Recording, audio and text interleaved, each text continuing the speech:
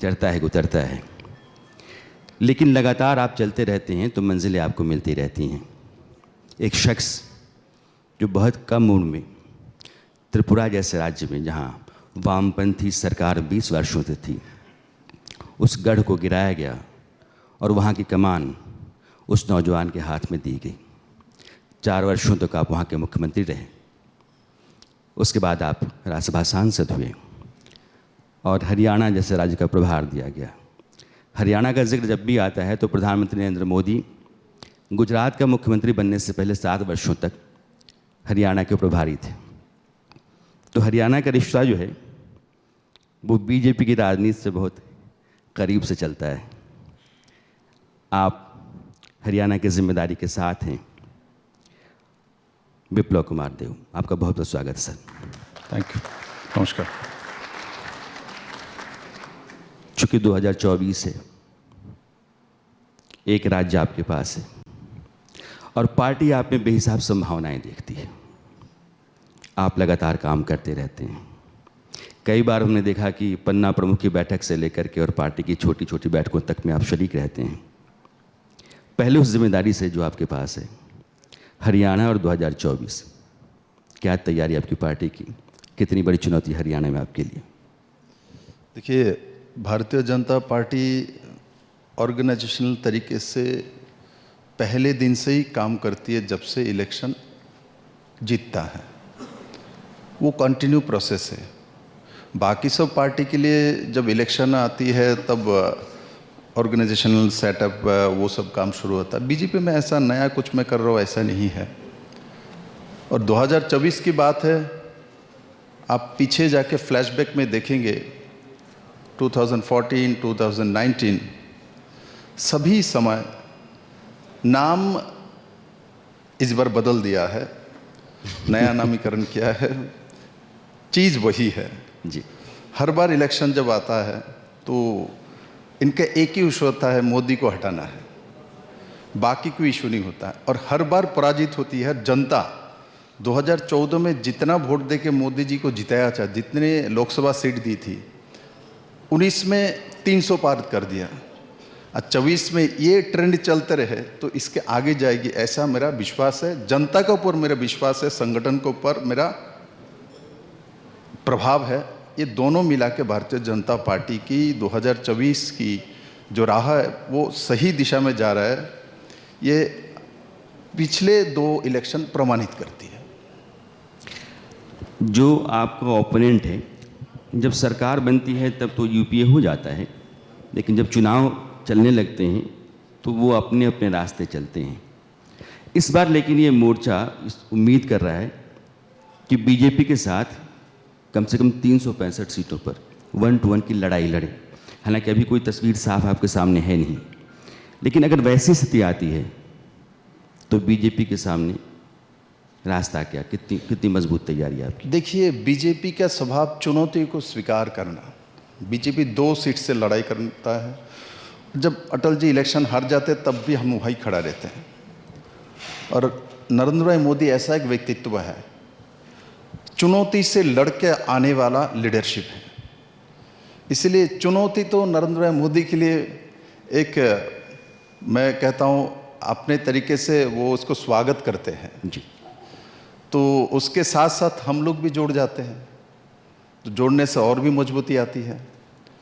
तो इसलिए चुनौती का सामना करना ये बीजेपी का स्वभाव है। हम लंबे समय अपोजिशन में बैठे रहे, हमको किसी ने नहीं बोला जो हम अकेले सत्ता में आ सकते हैं। ज्योतिष ने भी नहीं बोला था, किंतु 2014 में हो गया है।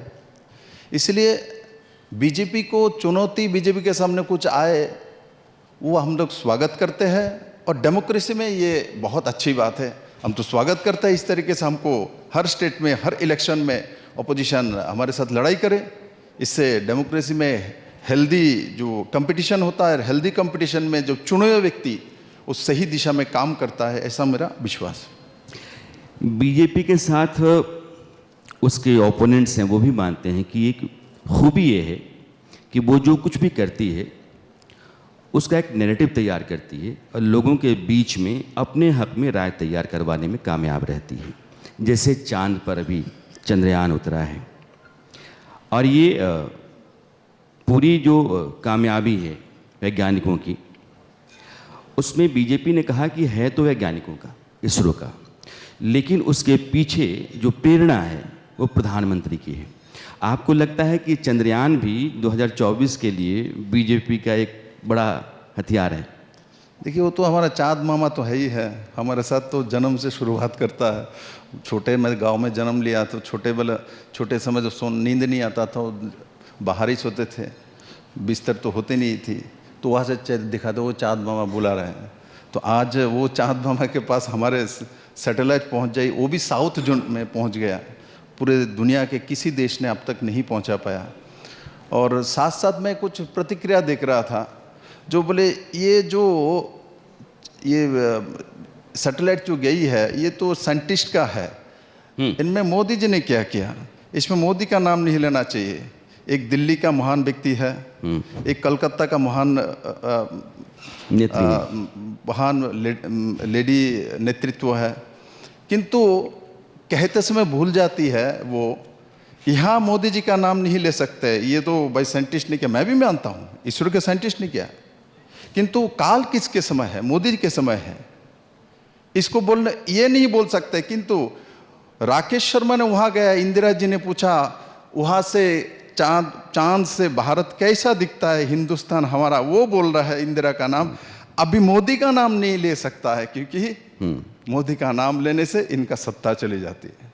तो इस तरीके से जो राजनीति करता है, बोलना है तो उनका भी नाम मत बोलो।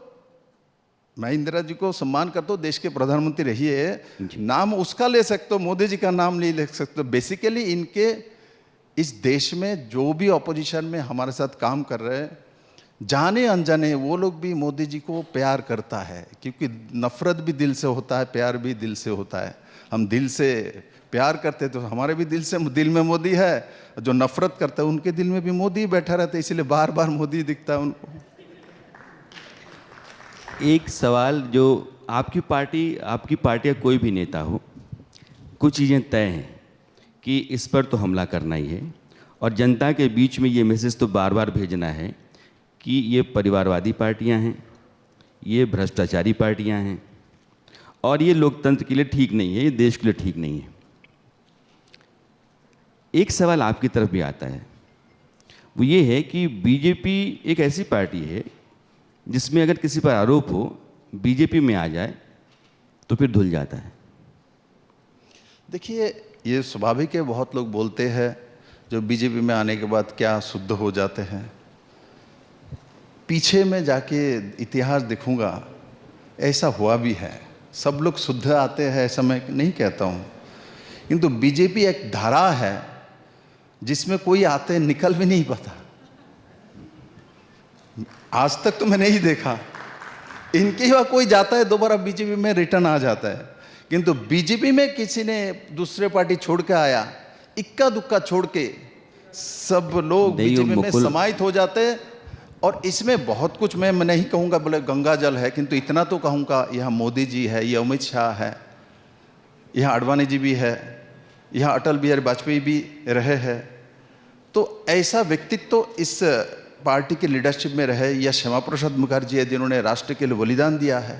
आज मैं गर्व करता हूँ 370 आर्टिकल 35 इस देश में आज नहीं है। तो ये सब बीजेपी में हो सकता है। तो जो लोग आर्टिकल 370 35 की एक समय पार्लियामेंट में तोड़ जोड़ सपोर्ट करते थे, ऐसा कांग्रेस के बहुत बड़ा लीडर है, वो भी इसमें चुप रहे। बोलता है मोदी जी ने और अमित भाई ने आर्टिकल 35 और 370 से जो हटाया, जो भी वो कश्मीर का कंडीशन सही है। मैं नाम नहीं बताऊंगा, आपको पता है। नहीं, लेकिन जो लोग आपके विरोधी हैं वो ये कहते हैं कि आप महाराष्ट्र में चलिए, अजीत पवार आ गए, छगन भुजबल आ गए, प्रफुल्ल पटेल आ गए, बंगाल में मुकुल रॉय थे वो भी आ गए, तो ये सब आ जाते हैं तो सब ठीक हो जाता है, और जब ये चले जाते हैं तो फिर इनके खिलाफ जन एजेंसी लग जाती है। तो मैं तो बोलता हूँ जिनको दुख है ये आने से ठीक हो जाते हैं, इनको भी स्वागत है, आप लोग भी आ जाइए। मैं आपके माध्यम से स्वागत करता हूँ, आ जाइए आप लोग। आप क्यों बैठे हैं? हम तो स्वागत के लिए बैठे हैं। एक सवाल प्रधानमंत्री बार बार कहते हैं, और मुझे लगता है कि देश के लोगों के बीच में एक राय बन गई है कि वैसी पार्टियां जो परिवारों के ज़रिए चलती हैं वो भ्रष्टाचार का बहुत बड़ा ज़रिया हैं। आपकी पार्टी इस लाइन पर लगातार चलती रही है। मैं निजी तौर पर आपकी राय जानना चाहता हूँ, क्योंकि आप पूर्वोत्तर से आते हैं और आप केंद्र की राजनीति में भी हैं, बंगाल से लेकर के महाराष्ट्र तक।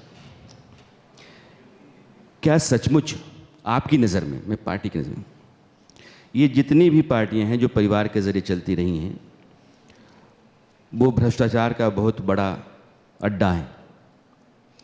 देखिए, मैं किसी व्यक्ति विशेष में नहीं जाना चाहता हूँ, मैं इसको पसंद नहीं करता। ऐसे इतिहास उठा के देखा जाए तो जब कोई व्यक्तिवादी व परिवारवादी पार्टी होती है वो एक जगह में सीमित रह जाता है, तो पूरे देश भर की चिंता भी नहीं करता, उनका एजेंडा भी नहीं होता इनके। तो जिस कारण से भारत फेडरल सिस्टम में बहुत बड़ा देश है जी, तो इसमें राष्ट्रवाद और एक सोच रख के चला है, एक मानसिकता रखे, ये बहुत ज़रूरी है। इसलिए मैं कोई कंट्रोवर्शियल विषय में नहीं जाऊंगा, वो अच्छा है बुरा है, किंतु मैं परिवार तो एक बड़े परिवार, हम लोग पूरे 140 करोड़ भारतवासी, एक परिवार एक देश है, वहाँ तक जाना चाहिए हमको। आपको बड़े दिशा में देखना चाहिए, बड़े नज़र में देखना चाहिए। छोटे छोटे नज़र में, छोटे छोटे पार्ट में जितना आप करोगे तो उतना ही कमज़ोर पड़ोगे। हमारे घर में मैंने देखा, मेरे माँ है जिसने जन्म दिया, तो हमारे 3 बहन है, मैं अकेला भाई हूँ, तो चारों को मिला के चलती है, एक साथ लेके चलते हैं। किंतु मेरे बहन को दायित्व देते, बड़ी वाली बहन है उनको दायित्व देते, पूरा परिवार नहीं, वो अपना कुछ चलते हैं। तो माँ के स्वभाव होना चाहिए राष्ट्र के नेताओं का, जो कि नरेंद्र मोदी जी के स्वभाव में वो दिखता है। लाल किला से इस बार उन्होंने संबोधन किया पूरे परिवार के लिए, पूरे देश को परिवार। तो बहुत लोगों को लगता है ये कैसे बोल दिया, पूरा देश कैसे परिवार हो सकता है, क्योंकि लोग मानते नहीं, पूरे देश को परिवार मानने के लिए तैयार नहीं, अपने परिवार। एक चीज़ और मैं आपसे जानना चाहूँगा, क्योंकि विप्लव देव का जब भी नाम आता है, पश्चिम त्रिपुरा में लेफ्ट के गढ़ को ध्वस्त करने और बीजेपी की सरकार को लाने में आप, माना जाता है कि स्क्रिप्ट जो है ना आपने तैयार की, बड़ी भूमिका। त्रिपुरा में जो कुछ भी किया आपने, बंगाल में क्या बीजेपी के लिए वो हो सकता है आपके ज़रिए? क्योंकि आपकी पकड़ वहाँ भी उतनी ही है, आपकी लोकप्रियता वहाँ भी उतनी है, आप वहाँ भी वैसे ही समझते हैं जैसे आप त्रिपुरा को समझते हैं। देखिए, ये पार्टी का निर्णय है, पार्टी जैसे निर्णय करेगी उस हिसाब से विप्लव देव काम करता है। मैंने कभी सोचा भी नहीं था जो मुझे हरियाणा जैसे इतना सुंदर प्रदेश के प्रभारी बना दिया जाएगा। मुझे सपने में भी नहीं सोचा था प्रभारी बनाएगा। मैं सीएम के नाते काम किया, विधायक था, प्रदेश अध्यक्ष था, ठीक, ओके, दैट्स फाइन। किंतु नॉर्थ ईस्ट से उठा के मुझे सीधा के हरियाणा में प्रभारी बनाएगा, वो भी कुरुक्षेत्र भूमि का, पानीपत की भूमि है, इतना हिस्टोरिकल भूमि है जो हमारे संस्कृति और कृष्टि के साथ जुड़ा हुआ है। और कार्तिक जी सामने बैठे हुए हैं, तो ये उन भूमि में इनका जन्म हुआ है। मैं उनकी पत्नी को भी बधाई देता हूँ, आपने बहू बन के उस भूमि में आए हैं। और मैं काम करता हूँ सचमुच, मैं कोई किसी को खुश करने के लिए नहीं बोलता, मेरा स्वभाव में नहीं है, मैं बहुत स्ट्रेट फॉरवर्ड बोलता हूँ। मुझे हरियाणा में काम करने में अच्छा लगता है, हरियाणा के लोग मुझे प्यार भी करता है, मैं भी करता हूँ, मैं भी प्यार का भूखा हूँ, हरियाणा भी प्यार का भूखा है। प्यार जहाँ है, सम्मान जहाँ है, वहाँ बीजेपी है, विप्लव देव है। मैं आपको थोड़ा अलग नज़रिए से देखता हूँ। पूर्वोत्तर की जो 25 लोकसभा सीटें हैं, पश्चिम बंगाल की 42 और हरियाणा की, अगर ये सब आप देखते हैं तो 42, 25 और फिर यहाँ 10, देखिए तो कुल मिलाकर के 80 सीटों के आसपास की जिम्मेदारी मैं मानता हूँ कि विप्लव कुमार देव के पास है। इन सीटों पर बीजेपी, मैं 2024 के लिहाज से पूछ रहा हूँ। देखिए, बोलिए, मेरा सवाल पूरा हो जाना चाहिए, क्योंकि इन स्टेट्स की बहुत बारीक जानकारी आपको है। हरियाणा के प्रभारी हैं आप, बंगाल में आपकी ज़मीनी पकड़ उतनी ही मजबूत है, पूर्वोत्तर के तमाम राज्यों के आप बड़े रणनीतिकार चुनाव माने जाते हैं। इन कुल सीटों पर बीजेपी कितनी सीटें जीत सकती है, क्योंकि वहाँ से बहुत तय होगा 2024? देखिए, सिर्फ बंगाल और हरियाणा व त्रिपुरा, नॉर्थ ईस्ट को लेके मत सोचिए। पूरे देश में मोदी के विकल्प नहीं है। मैं भारतीय जनता पार्टी के कार्यकर्ता इसलिए नहीं बोल रहा हूँ, आपने भी मुझे बोलते समय बोला ये लोग इकट्ठा तो होता है, मान के चलिए इस बार वो आपके कंपटीशन में आ जाए तो आपको भी संदेह है कंपटीशन में आ सकता है क्या नहीं? आप पत्रकार है, जर्नलिस्ट है, आपको भी विश्वास नहीं हो रहा। मैं तो बीजेपी वाला हूं, हमारा काम मैं तो बोलूंगा ही, मैं तो हमारा बोलूंगा काम ही जब संदेह बीजेपी करना है। आएगा, मोदी आएगा, दूसरा कोई नहीं आएगा, विप्लव देव के मुंह से तो वही आएगा, किंतु आपके मुंह से आता है तो आपको लगता है कि महान व्यक्ति है। हम लोग इसलिए कहते हैं कि हम ज़मीन की थोड़ी समझ रखते हैं, और आज दो बड़े सेफोलॉजिस्ट थे और हम यह भी देखते हैं कि सेफोलॉजी जहाँ चलती है वहाँ हमारी अपनी राय भी मिलती है कि नहीं मिलती है, इसलिए हम कहते हैं। और अगर बीजेपी की लड़ाई कहीं भी है, अगर हिंदुस्तान पूरा सुन रहा है, तो एक सच ये भी है कि नरेंद्र मोदी से नाराज़गी अगर है किसी मुद्दे को लेकर के, तो उन सवालों का जवाब भी वो नरेंद्र मोदी के ज़रिए ही ढूंढ रहा आदमी। तो नरेंद्र मोदी के नेतृत्व में एक बड़ा भरोसा है, बड़ी यूएसपी है वो बीजेपी और एनडीए के लिए, इसलिए उससे लड़ना मुश्किल हो रहा है। फिर भी मैं कह रहा हूँ एक नैरेटिव इस देश में तैयार हो रहा है, खासकर हिमाचल और कर्नाटक के चुनाव नतीजों के बाद से और राहुल गांधी की जो भारत यात्रा थी उसके बाद से, कि एक मैच्योर नेता के तौर पर राहुल गांधी उभरे हैं। ऑपोजिशन में राहुल गांधी को अगर आगे किया जाता है तो नरेंद्र मोदी वर्सेस राहुल गांधी का एक मुकाबला ऑपोजिशन चाहता है कि हो। ये कांग्रेस की तरफ से मैं बोल रहा हूँ, ऑपोजिशन के जितने दल हैं जो कांग्रेस के साथ आज की तारीख में होने का दावा करते हैं, मैं उनकी तरफ से नहीं बोल रहा हूँ, लेकिन कांग्रेस चाहती है कि राहुल वर्सेस मोदी एक नैरेटिव देश में 2024 के चुनाव से पहले कराया जाए। अगर ऐसा होता है तो 2019 में भी किया था, टेस्टेड है। और इस देश में मैंने देखा जिसको एक बार सामने करके प्रधानमंत्री कैंडिडेट कंपटीशन करा लिया वो हार गए, और उसको जितना बार भी सामने करो जीत के नहीं आता, इतिहास कहता है। विप्लव जी, मैं थोड़ा सा, चूँकि 2024 है और जितनी बातें राजनीति में होती हैं वो घूम फिर करके चुनाव नतीजों और अगले प्रधानमंत्री की तरफ जाती हैं। एक राम मंदिर है, पार्टी ने यह तय किया कि राम मंदिर चुनाव से ठीक पहले लोकार्पित किया जाएगा। देश में चंद्रयान, तो कामयाबी जो है आपकी, मैं स्ट्रैटेजी के लिहाज से पूछ रहा हूँ, आम आदमी भी समझता होगा कि आपकी पार्टी बहुत ही रणनीतिक तौर पर चलती है, कि आप ये कहते हैं कि हम गलवान भी करते हैं, तवांग भी करते हैं, हम चाइना को बराबर का मुकाबला भी देते हैं। आप ये भी कहते हैं कि देखो हम राम मंदिर बना दिए, हमने काशी विश्वनाथ में कर दिया, हमने महाकाल में कर दिया। आप ये भी कहते हैं गरीबों तक हमने राशन पहुंचाए, हमने घर बनवा दिए, शौचालय बनवा दिए। तो अब हर जगह पर आप हैं, अब राम मंदिर है। आपको क्या लगता है ये जितने भी मामले हैं सरकार जिनको लोगों के बीच में रखती है, सबसे ज़्यादा असर चुनाव के समय, वोट देते समय वोटर के दिमाग पर किसका होगा?